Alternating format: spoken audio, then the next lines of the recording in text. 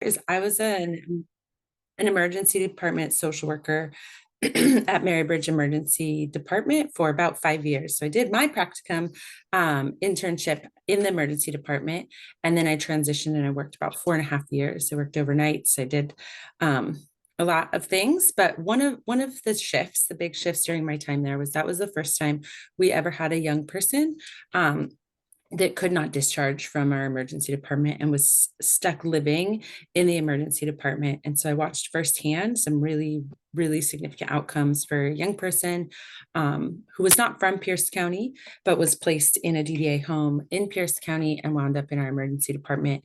Um, where I watched him decompensate. I watched how challenging it was. I saw um, multiple staff injuries, a staff that didn't know how to navigate working with a long-term live-in person with really significant needs that were very different from what we'd ever navigated.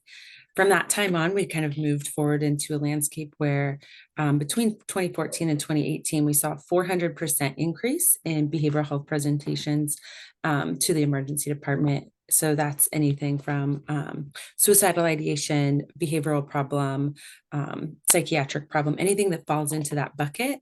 And 400% increase is outrageous.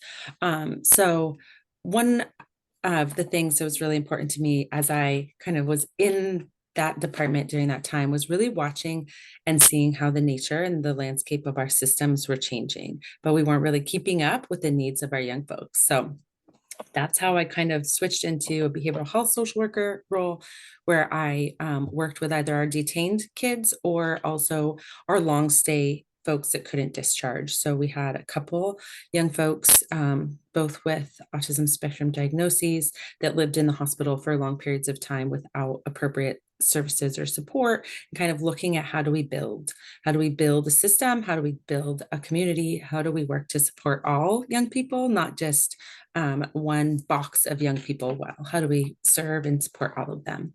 So Kids Mental Health Pierce County really looked at recognizing that we need to develop a coordinated response, that everything can't fit in one box. It's the one box of young folks or the one box of diagnoses or the one box of needs wasn't going to be enough to serve or support all of the humans, all of the youth, all of the families that we work alongside and that we support. So really, it was in 2018 that the Marybridge Foundation looked at, like, we can't do it alone. It can't be us. And I, on some of my presentations, it's not in this one, but I have the Spider-Man meme. I don't know if you've seen it, and it's like, oh, it's you, it's you, it's you, it's not me.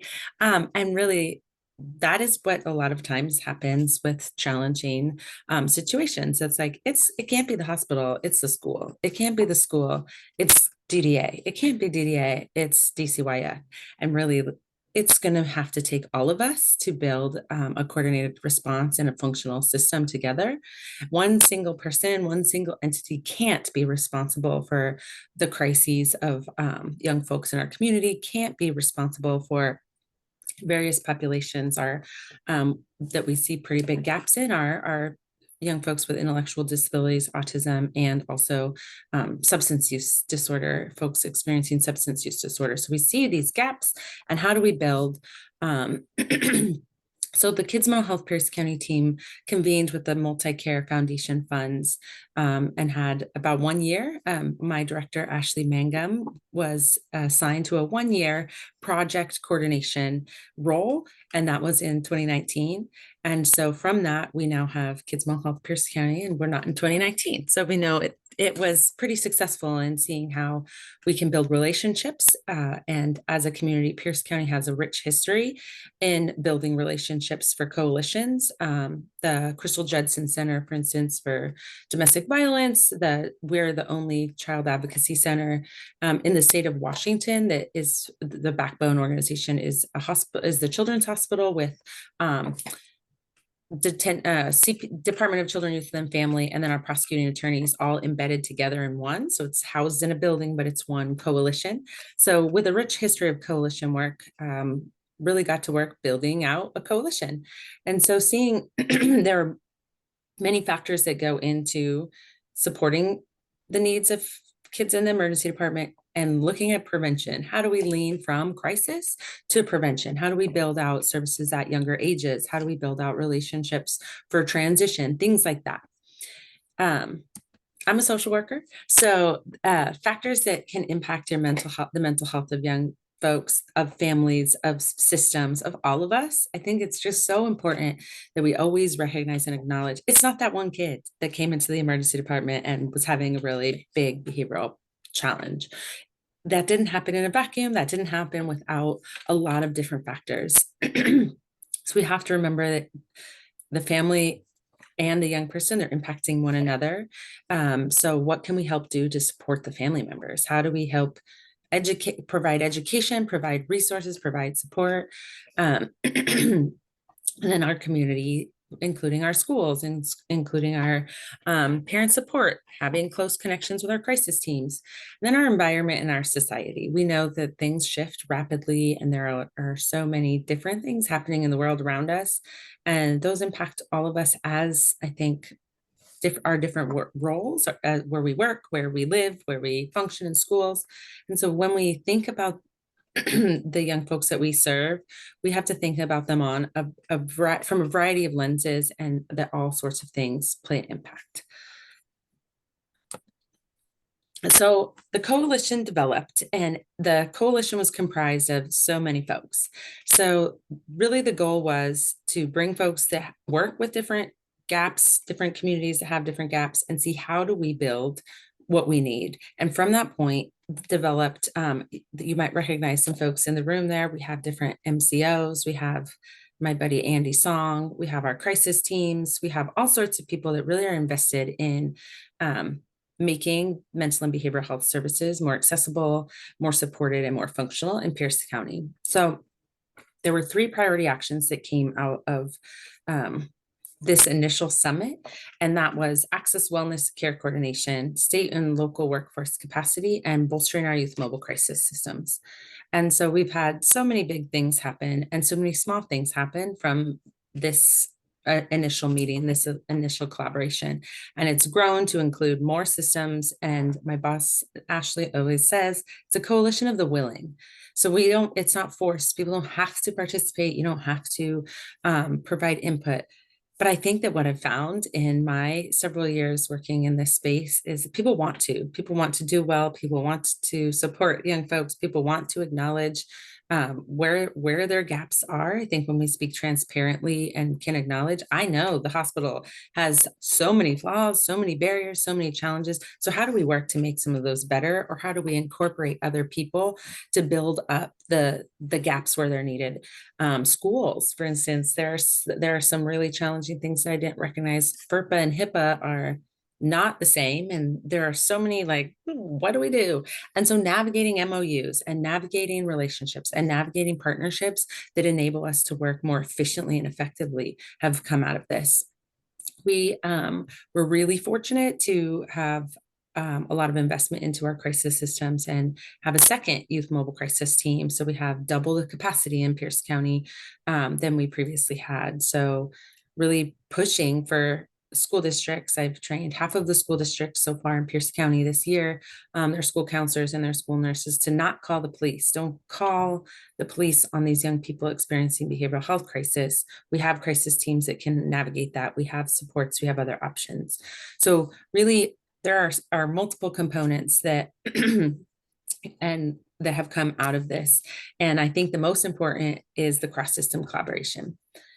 So there are all sorts of different folks that participate in our steering committee, on our action and implementation teams, and in our MDT teams. So these span from across various sectors. We have now grown to be Kids Mental Health Washington. So in 2021, I think the legislation passed funding for Kids Mental Health Pierce County to be Kids Mental Health Washington.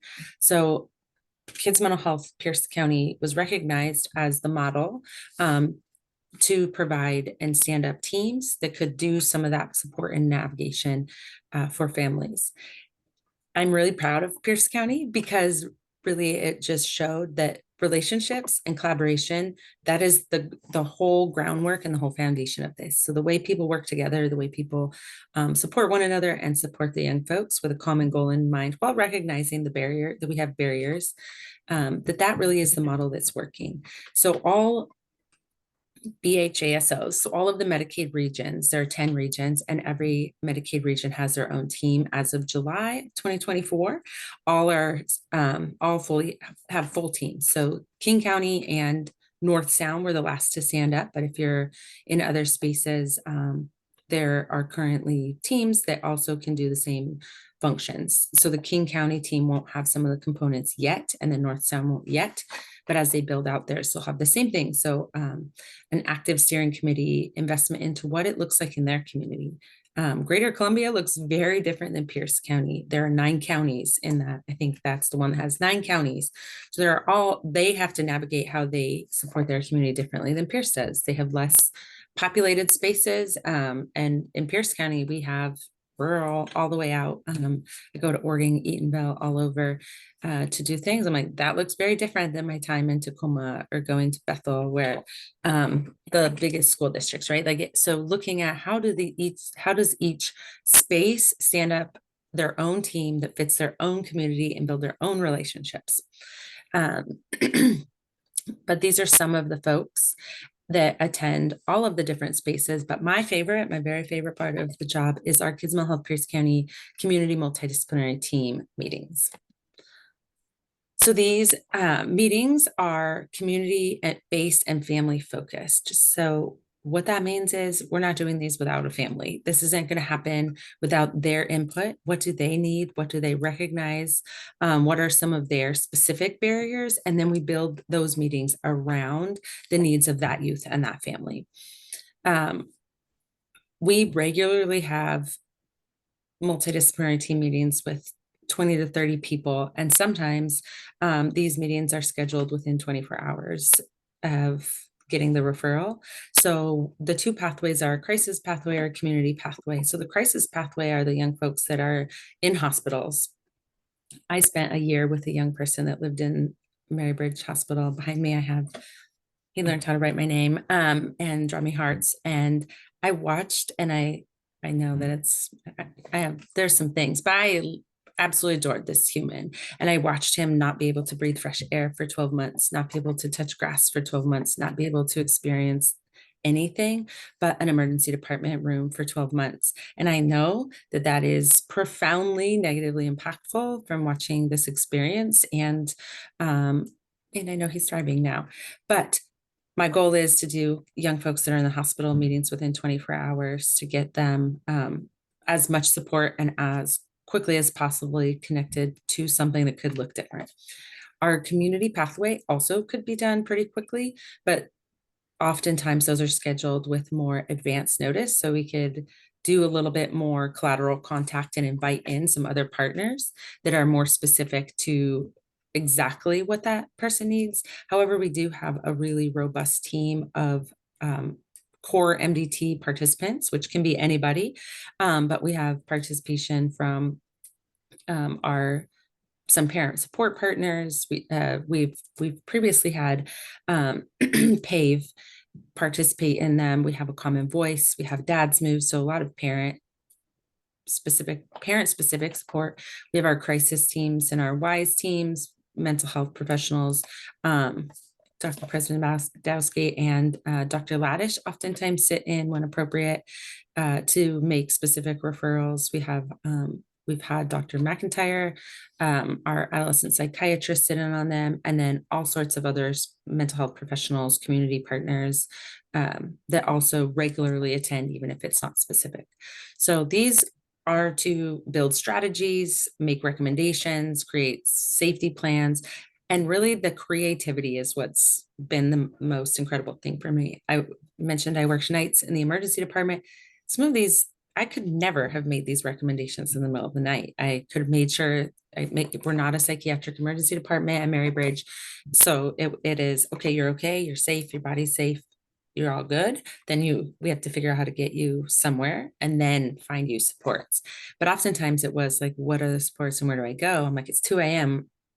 I don't know, like we didn't have a system where we could bridge some of those.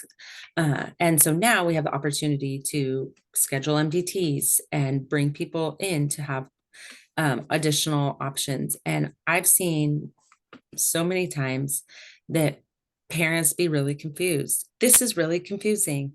Navigating our systems is a full-time job. And these parents are oftentimes have full-time jobs and multiple children, or and one child, or and that's so many things that we are out here telling them, just here's this little information, this little information. So sometimes the most important and effective part is the care coordination and everyone being in one space at one time, to have the conversation of like, this is really important next step, and then these can come after, but could also be helpful. We've had youth that really I couldn't have recognized as an emergency department social worker. This person didn't see that in a mental health evaluation, but a teacher came and a teacher saw, they're like, we have seen every single day. And it's really this shift from to isolation, this when they had to shift during COVID. And so there were situations where the schools made creative plans for young folks after we came together, and we're like, we can absolutely accommodate things differently. This wasn't something that was brought up. So we can also do some advocacy for folks in a different way. And when we're all together in one space, sometimes it's the accountability. And so I'm always happy if that's a gap. It's like, they're not calling back, they're never getting to us. Well, I'm like, it's really different when it's a room full of professionals, unfortunately. But sometimes that is the push that it takes to get other professionals to follow through on what they should, or what they should be doing for these families. And so sometimes that's the most appropriate outcome. And so our MDTs, our multidisciplinary team meetings, anyone can make a referral. They can be made by a young person, they can be made by a parent, a hospital staff, a DCYF staff. We do a lot from our school staffs. So the referral form is really straightforward. It's on the Kids Mental Health Pierce County website, which I'll share, and I can share the slides or anything else that's helpful for you all. We have this basic information, and then an ROI does need to be completed, but we've embedded a HIPAA compliant ROI into our website, which is really exciting also.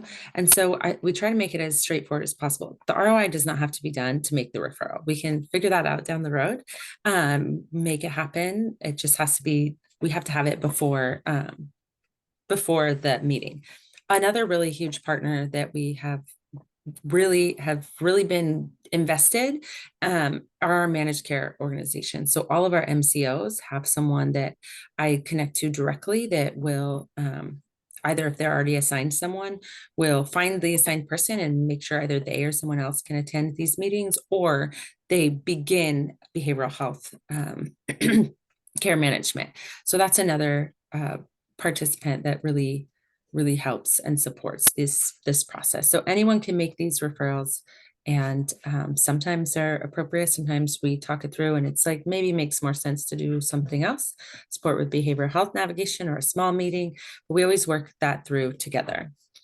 So here's kind of a little bit I was saying before I saw the slide, but here are lots of folks who do participate. We have so many people that are really invested in our community, but ultimately these are family centered. We've had hospitals outside of our network that are like, they signed the ROI, we can do them without the parent. And I'm like, nope, absolutely not. Mom can't do it today, so we're going to reschedule. If you can't make it, you can't make it, but we're doing it when the mom can make it, or the caregiver can make it, or whoever.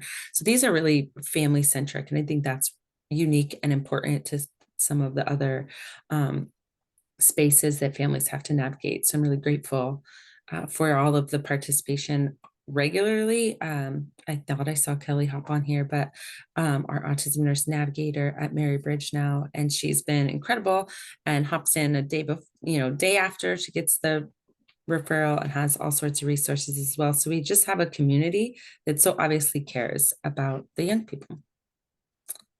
The meetings themselves are scheduled for an hour. After we go through introductions. It's really important that the family or the young person, we have young people can participate as well, but that they know who's in the room. It's really intimidating sometimes to be sharing really hard, vulnerable, challenging things with a group of boxes that either have a face or a name in them. So that's really an important component. Then the referent or both, usually the referent and the family member will provide some little history background for what they're looking for. Then we have some questions, and then we really focus on recommendations and like where we can go, like what we could do to move forward, how we can support, how we can help. There's a note taker so the family or caregiver can just like pay attention and be in that space. So then they'll have all the recommendations when they're done. We can't make referrals on behalf of anybody because we all sit in as partners, but we've done some really good creative connections and collaborations that result in some referrals or services. This is just information about the ROI and reminders that sometimes it's a little bit challenging because of age. Our young people sign the ROIs if they're over 13, our parents if they're under. So that's really important for the ability to these meetings. And then in addition to our multidisciplinary team meeting, we have a website. And our website has just a lot of services, a lot of resources, try to keep it as up to date as possible. So always asking, that can't be a one-person job. So our team of the three and a half, we rely on folks sending us stuff. So if your organization has events that should go on the calendar, if you have information or if you know something has shifted or changed, feel free to send them to me directly and I will get them onto our website quickly, or our newsletter. The newsletter comes out monthly, and try to have information that's relevant, up to date, resources for both professionals and parents and families. So a good space and trying to make it a coordinated space for resources because resources are hard to navigate. And so looking at kind of those components of working in the community, having the MDTs, and then being a resource hub are kind of the foundation of each of the teams that I described that are all over the state of Washington. But the goal is to bring folks in. So any way that any folks want to connect, want to participate, we do a lot of trainings in the community. We have our school-based mental health summit coming up October 22nd, where we're doing some real specific training to try to support teachers, school counselors, and staff in navigating really hard things. We have to do this together to be able to be successful. And I think that we're doing as well as we possibly can. I see spaces like this, lots of really, really rich information and collaboration. And I just feel so grateful to be a part of it. And I think does anyone have any questions for me? Happy to answer any questions.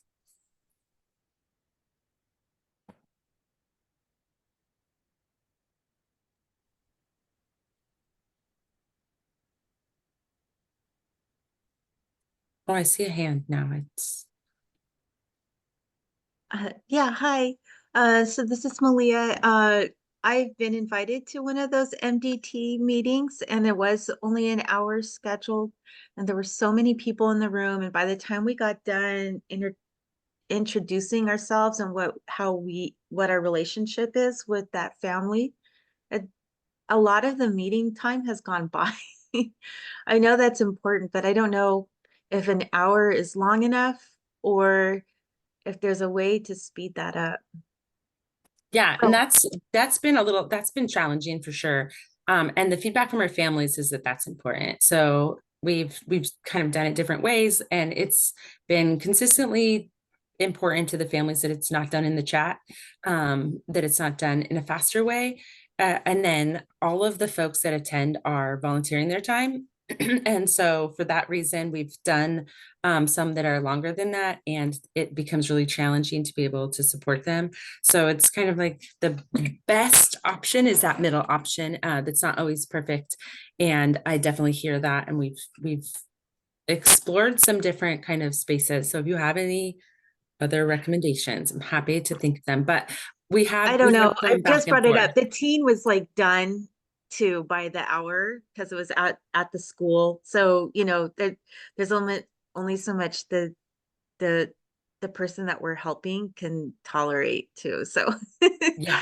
I don't That's know. kind of It's like the just a sweet spot with thing. the time. It's hard. It can be a challenge for sure. Yeah.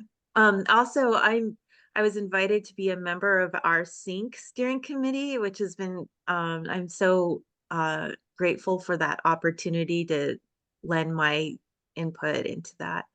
Um I love it. And thank you for starting it in Pierce County. Yeah. And I can't recommend enough for folks to join their teams or to be in their spaces if you're in different communities. So the sync team is the Kids Mental Health Washington team for the Salish region. And I think that all of the teams are doing the best they can, including Pierce, with um, the information they have available. So if we're not in the room, if we're not sharing space, if we're not providing feedback about some, then it's missed, right? I've really built relationships with some of our smaller school districts because that's been something that has been a challenge. I'm like, we don't know what you need because I have incredible partnerships with Clover Park, Tacoma Public Schools. Actually, now I have Peninsula School District. We've built really pretty great relationships out there. So it takes relationships. Like that's all it really matters is that we can build relationships and foundation of trust and transparency. And so I've like been intentionally trying to bring in those smaller school districts because if we don't hear from you, we don't know. So in spaces like the populations that we work with that are different outside of just a box of a kind of depressed kid, which is what are hearing, there are so many different mental and behavioral health presentations. But if it's a lot of loud and intense information about this one, then that feels like the most important. And there are so many important spaces. And so I encourage building community with whatever your team is, with me and our Pierce region, if you're in Pierce or other regions, because it's really hearing and getting to know your communities that matters so much. Uh have you had any experience with the Lake Burien? I know it's so new, but has it been helpful to have something in state now that you know about? I don't.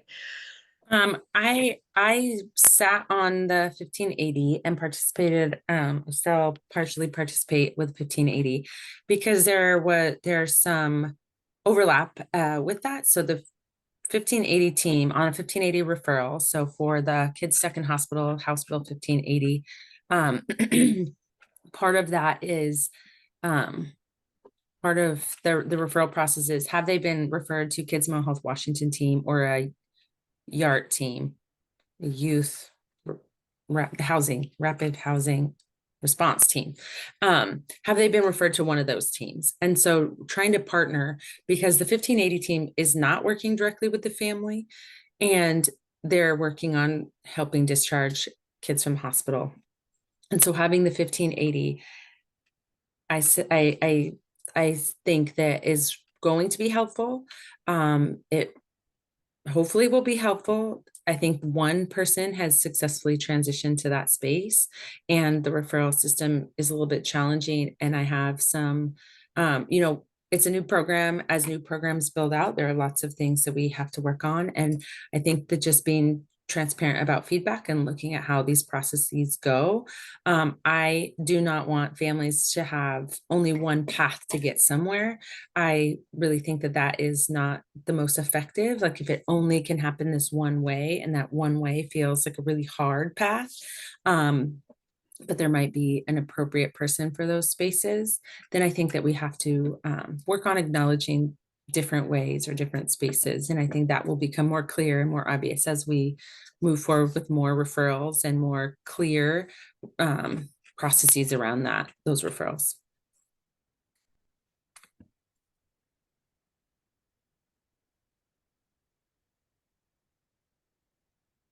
Oh, I see Kelly has a hand. Hi, Kelly. Hi.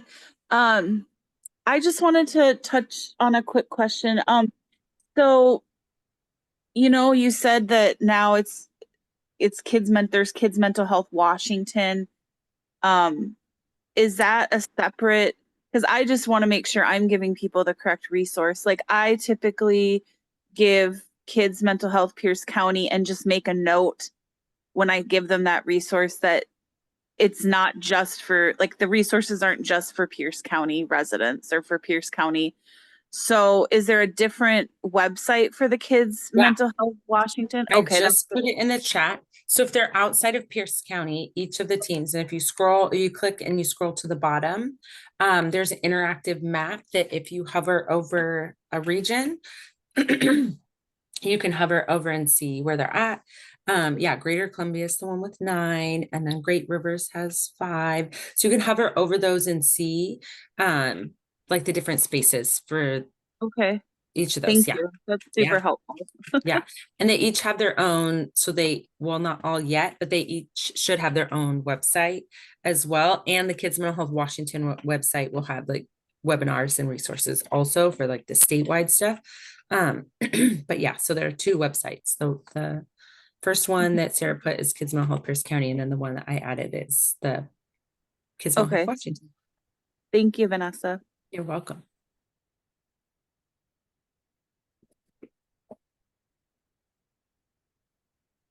And I'm always happy to answer questions later, email. My email, I'll put in the chat also. I really believe in connection and collaboration and relationship, and in a meaningful way, not a performative way. So if you do have real life, real time situations, please reach out to me. I'm really happy to be connected and grateful that you had me here.